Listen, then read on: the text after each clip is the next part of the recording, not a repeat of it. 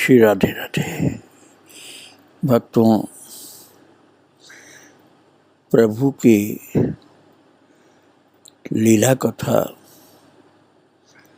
अर्थात उनके भक्तों के साथ उनके जो विनोद लीलाएं चरित्र घटित होते रहते हैं,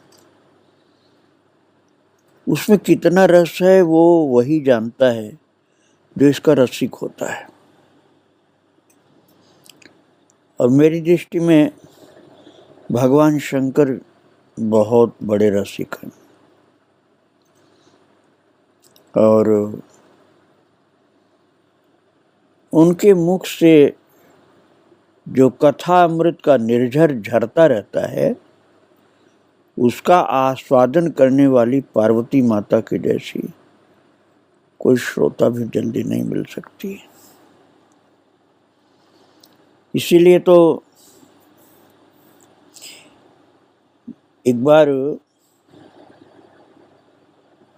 पार्वती मैया ने कहा था प्रभु से, कथा पीयूष मास्वाद्य तृषा मेतियो वर्धते रामचंद्रस्य भगवन् ब्रूहि विस्तरशः कथाम। कथा पीयूष मास्वाद्य तृषा मेतियो वर्धते। हे प्रभु, आप जो दिव्य कथामृत की वर्षा श्रीमुख से कर रहे हैं उसको पान करते करते मेरी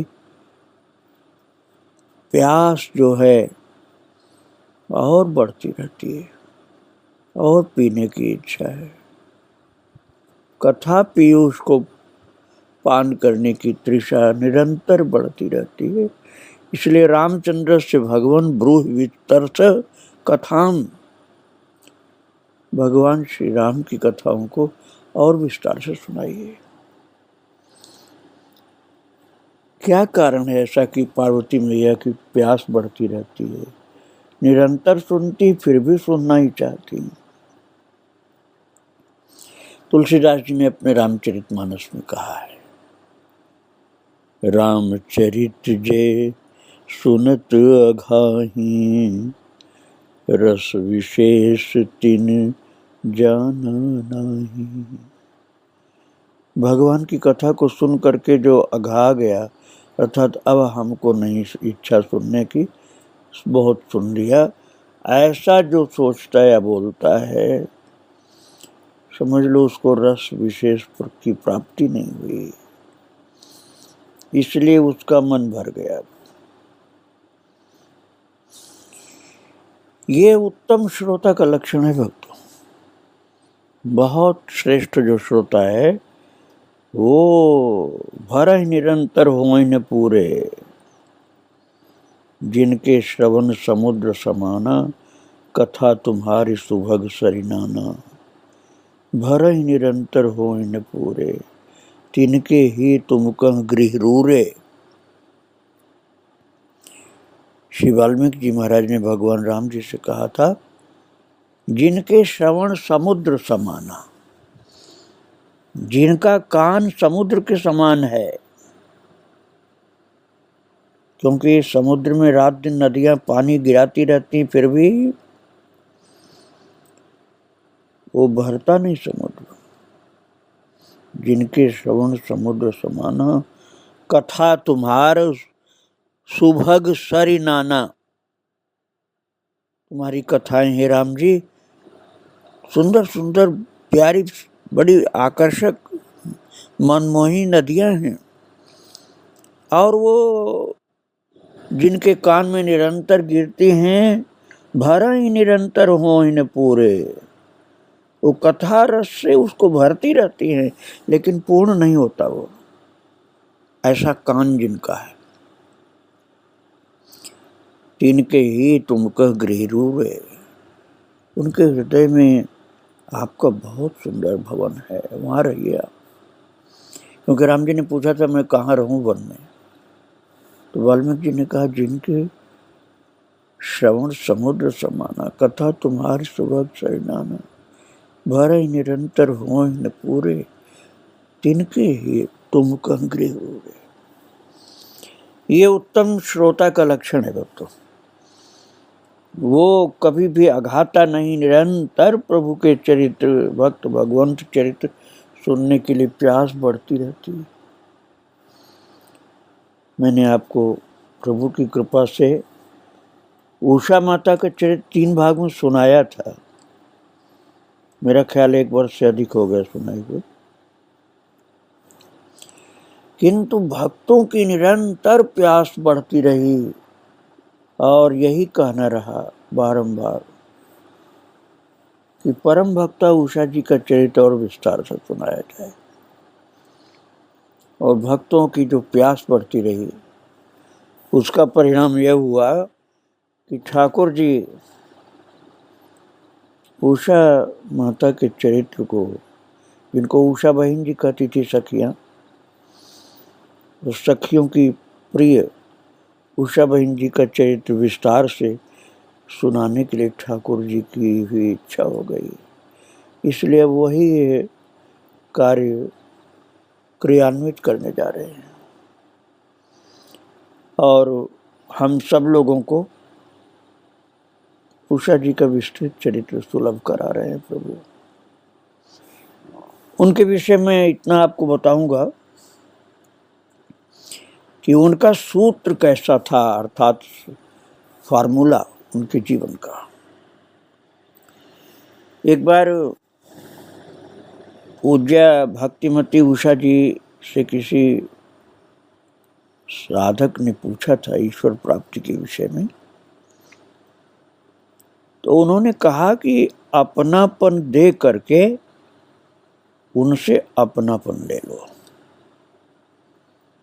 ठाकुर जी को प्राप्त करना है ना, तो अपनापन देकर, मतलब अपनापन अहंकार जो है उसको दे करके उनसे अपनापन, उनसे हमारा जो निजी रिश्ता है वो प्राप्त कर लो। तो उस माता का कहना है कि तब अध्यात्म की प्रारंभिक यात्रा में इस संकेत भक्तिमय कणों की स्फुरना की तरह मन में घर कर गए।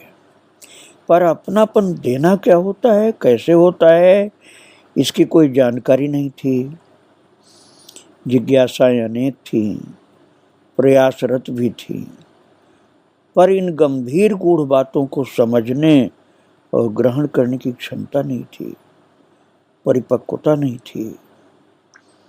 संतों की अपार अहेतु की कृपा वृष्टि हुई, सरस कण छलके और तब उर अंतर को भिगो करके सरसा गए।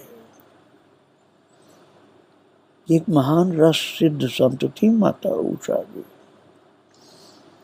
उनके भाव दशाओं को पूरा पूरा वर्णन करना तो बहुत मुश्किल है, लेकिन ठाकुर जी की इच्छा है, इसलिए हम आप विस्तृत चरित्र उनका सुनने जा रहे हैं। पहले बहुत संक्षेप में सुनाया गया था, अब मैं उसी को प्रभु की इच्छा से आपके सम्मुख विस्तृत रूप में रखने जा रहा हूँ।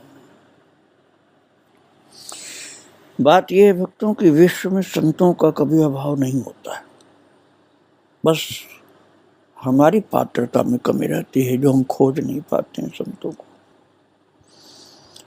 और नहीं तो धरा पर तो जीवों के कल्याण हेतु प्रभु उनको भेजते ही रहते हैं। संत जन भक्त जन आते ही रहते हैं और वो हमारे आसपास भी विचरते घूमते चले जाएं तो भी उनकी साधारण सी वेशभूषा यदि है तो हम कहाँ से पहचान पाएंगे। और ब्रज की अपूर्व विभव भक्तिमती उषा जी का भी ऐसा ही स्वरूप था, बिल्कुल साधारण वेशभूषा। माधुर्य रस की साम्राज्य की उमंगित तरंगों में सतत आस्वादनरत रहती थी उषा जी, लेकिन उनको तो पहचानने वाले ही पहचान पाते थे। यही कहते थे कि नित्य धाम की एक गोपी थी वो। भक्तों का यही कहना है भक्तों कि वे नित्य धाम की एक गोपी थी जो रस वितरण के लिए इस धरा पर आई थी। और वो महाभागा सतत अपने प्रियतम के लाड़ प्यार में डूबी रहती थी, इसलिए उनको एक अलौकिक दिव्य विभूति कहा जाता था, जिन्होंने अपने गोपी भाव भावित निमग्न दशा से चहुओर प्रेमा भक्ति का रस संचार कर दिया था। मैं आपको पहले बता चुका हूं भक्तों कि वो अंबाला में जो सनातन धर्म कन्या महाविद्यालय डिग्री कॉलेज, उसकी प्रिंसिपल थी। और केवल वही नहीं, सब अध्यापिकाओं को, उस कॉलेज की सब अध्यापिकाओं को भी उन्होंने राधा कृष्ण की भक्ता बना दिया था और सबको श्री वृंदावन धाम में ले आई थी। और वो ऐसी थी महान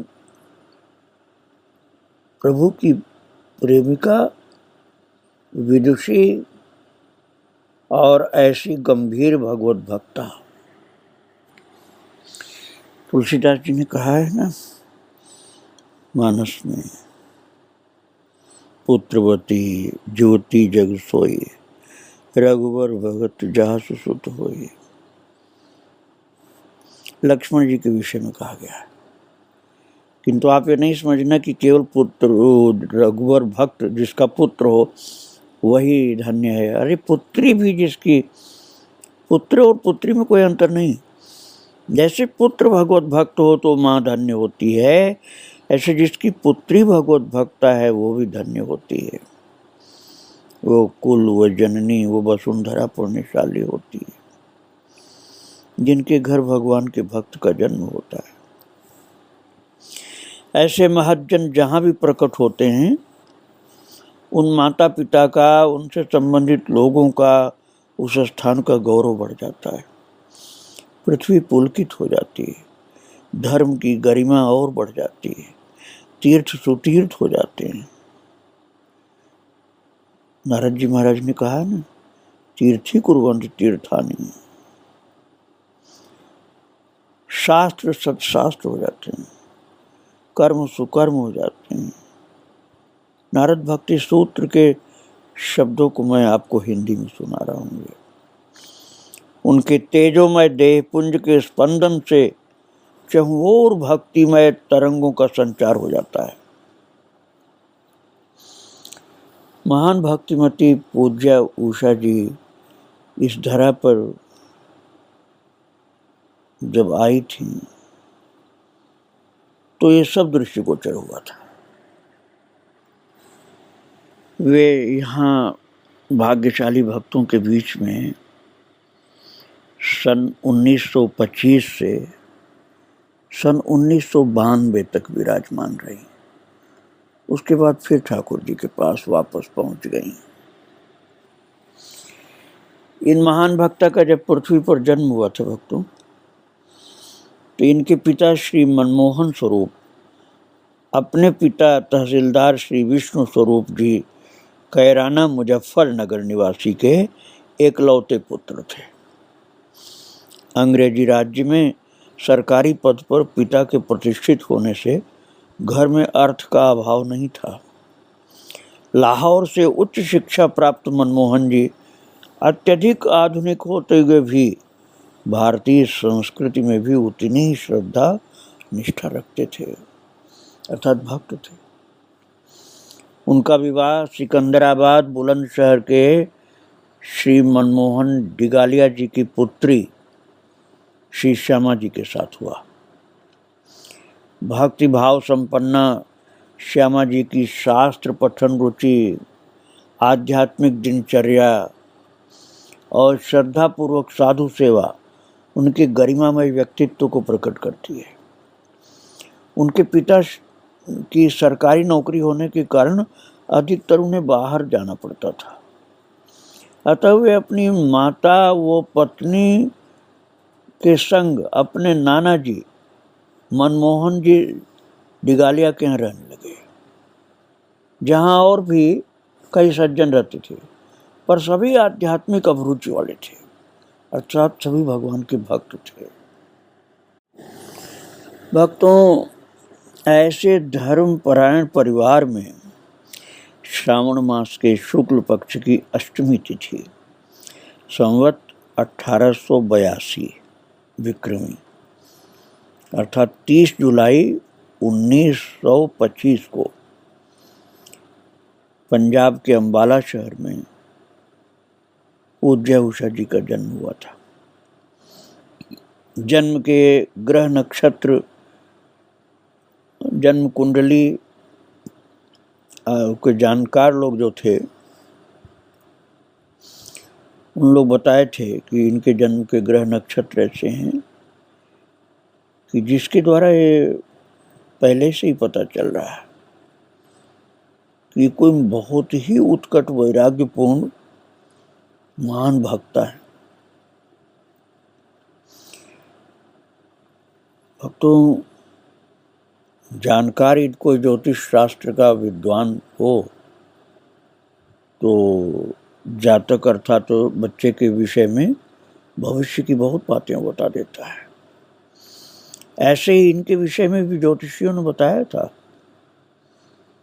ज्योतिषियों ने कहा था कि बृहस्पति का उच्च योग है, सूर्य का परम यश, चंद्रमा से धर्म में अभिरुचि और शनि का उत्कट वैराग्यपूर्ण योग है।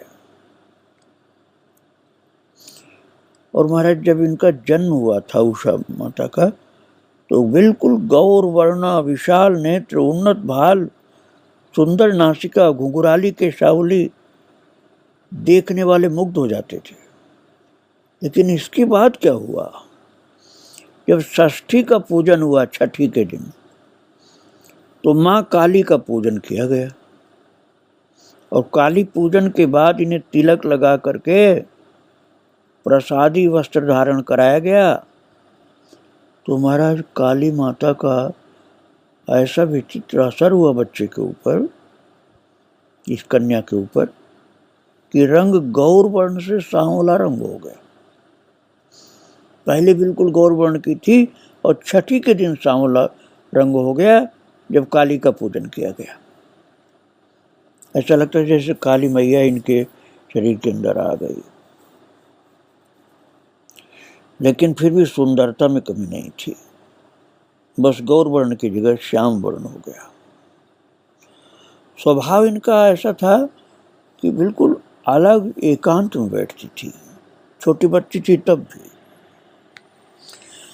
और जब ये इतनी छोटी थी कि खड़ी होकर के भी नहीं चल सकती थी, अर्थात खड़ी होने लायक नहीं थी, जब इतनी छोटी थी, साल भर से भी कम की, तो घिसटते घिसटते भी अर्थात सरकते सरकते भी किसी ऊंचे स्थान पर जाती थी सरक करके, और फिर कुछ ऊंचे आसन स्थान पर जाकर आसन मिल जाए तो कोई कपड़ा मिल जाए उस पर बैठती, नहीं तो अखबार बिछा लेती, अखबार पर ही फिर बैठ जाती थी।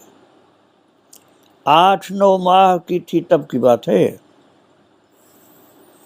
और जब 9 महीने की पूरी हो गई, ये मैंने जो बात सुना है, घिसटते घिसटते सरक कर जाती थी, ऊंचाई पर आकर कोई कपड़ा या अखबार बिछा बैठती थी, ये तो 8 महीने की थी तब की बात। और जब 9 महीने की थी तब खड़ी होकर के चलने लगी थी।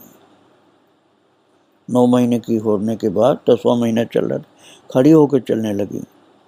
और जब 1 साल की हो गई तो बात करने लगी, बोलने लगी थी। वैसे 1 साल का बच्चा बोलता नहीं है, केवल हंसता है, रोता है, लेकिन ये बोलने लगी, बात करने लगी। माँ श्यामा जी का जीवन भक्तिपूर्ण था। बालिका उषा जी माँ के साथ भोर में ही उठ जाती। वैसे बच्चे देर तक सोते हैं, लेकिन ये दिव्य बच्चा थी ना, ये तो भोर में ही उठ जाती माँ के साथ साथ, और उनकी उपासना अर्चना का ध्यान से साथ करती थी और उसको समझती थी। छोटी सी बच्ची में इतनी एकाग्रता, धैर्य और शांत स्वभाव सबके लिए कौतूहल का विषय था। सब कहते थे इतनी छोटी बच्ची हो, कितना इसके अंदर ज्ञान है, कितना ध्यान से सब देखती समझती।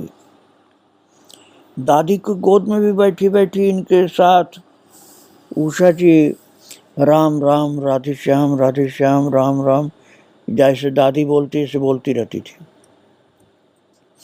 राम राम से झरता राम जी का आनंद मिलता था इनको, चेहरे की प्रसन्नता, इनकी दिव्य विभूति लोगों को कुछ कुछ समझ में आने लगा कि साधारण बच्ची नहीं है।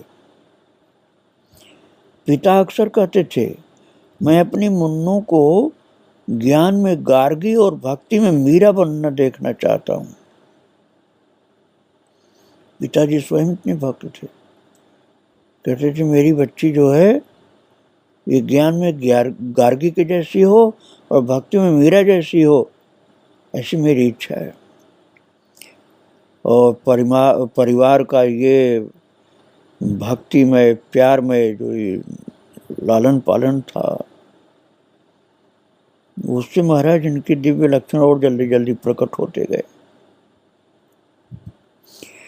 और अब आप समझिए इतनी छोटी बच्ची थी ना, तब भी, जबकि अभी कोई स्कूल में नहीं गई थी, पढ़ी लिखी भी नहीं थी, तब भी संस्कृत के श्लोक कठिन से कठिन जो पिताजी बोलते थे बिल्कुल शुद्ध शुद्ध ये बोलती थी, एकदम स्पष्ट उच्चारण करती थी, कहीं भी गलत नहीं बोलती थी, उच्चारण में गलती नहीं होती थी।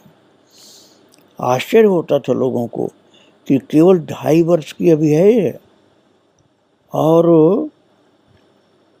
राम रक्षा स्तोत्र के श्लोक बहुत से उसको याद हो गए थे। उषा जी को 2.5 वर्ष की उम्र में राम रक्षा स्तोत्र के बहुत से श्लोक याद हो गए। और जो राम रामेति रामेति रमे रामे मनोरमे सहस्र नाम तत्तुल्यम श्री राम नाम वरानने जो श्लोक है, ये तो बिना किसी पुस्तक के गा गा करके सुना देती थी। भक्तिमय पूरा परिवेश इनका था, इसलिए सुनने वाला मुग्ध हो जाता था इनके मुख से जो शब्द सुनता था। नाना जी प्रसन्न मुद्रा में कह उठे, अरे ये लड़की तो परम भागवत होगी, हमारे कुल का उद्धार करने वाली होगी, ये बच्ची साधारण नहीं है। 2.5 साल की बच्ची, इतना ज्ञान इसको, राम रक्षा स्तोत्र के श्लोक बोलती है, बिना पढ़े ही बोल रही। आनंदित होते थे नाना जी। और बचपन के ही ऐसे प्रसंग इनके थे चरित्र के कि लोग चकित हो जाते थे। ननिहाल में थी, छोटे भाई को धार्मिक प्रसंग सुना रही थी, इतने रोचक ढंग से कथा सुना रही थी कि सभी आसपास में बैठे मुग्ध हो रहे थे। ये नन्ही सी बच्ची देखो अपने छोटे भाई को कैसा ज्ञान सुना रही। इससे उत्साहित होकर के नाना जी ने उषा जी से पूर्णिमा को सत्यनारायण जी की कथा सुनाने का आग्रह किया कि बेटा मैं तो तुम्हारे मुंह से सुनना चाहता हूँ, पूर्णिमा को सत्यनारायण व्रत कथा तुम सुनाओ। और कुछ बहुत ही अपने निजजन और परिजनों को, भक्तों को आमंत्रित किया गया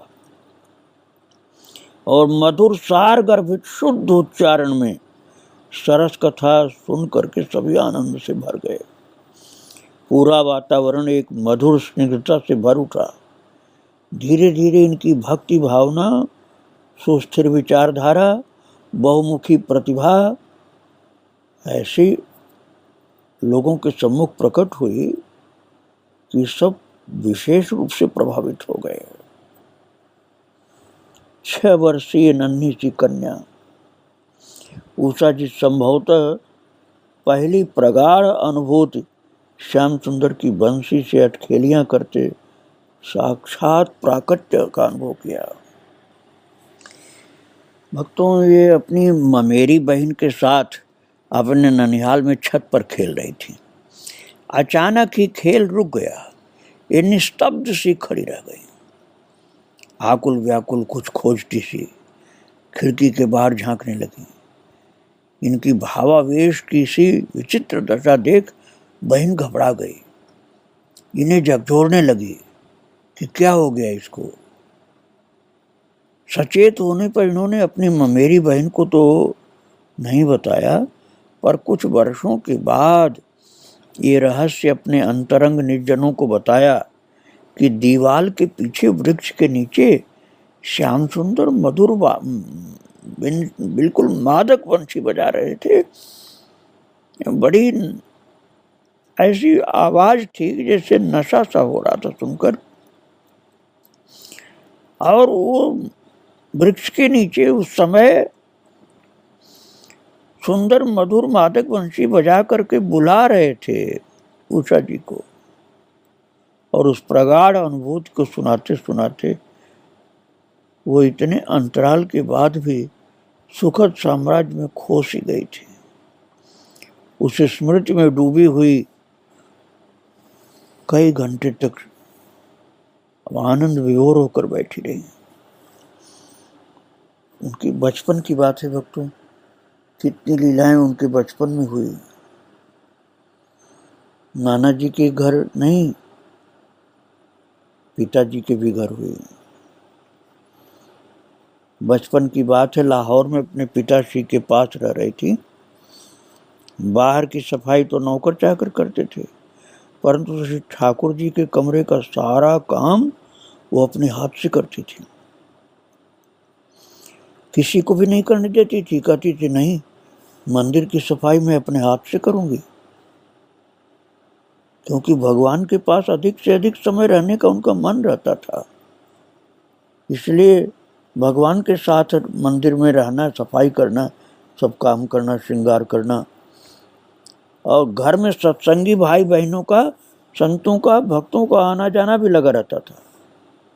परिणाम स्वरूप उस कक्ष में उन भक्ति संचरित तरंगों में स्निग्ध होने का लोभ जो था ना, उसका रसास्वादन करती रहती थी प्रभु की सेवा का। और संध्या समय सबके जाने पर उषा जी उसी कक्ष में शयन करती थी। भावना यही थी कि संतों की चरण रज से मन सहज ही निर्मल हो जाता है, और यहाँ संत आते हैं, बैठते हैं इस कक्ष में।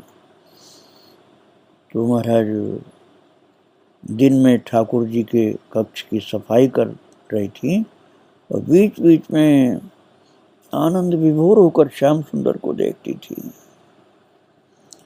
और फिर क्या घटना घटती है मैं आपको कल सुनाऊंगा।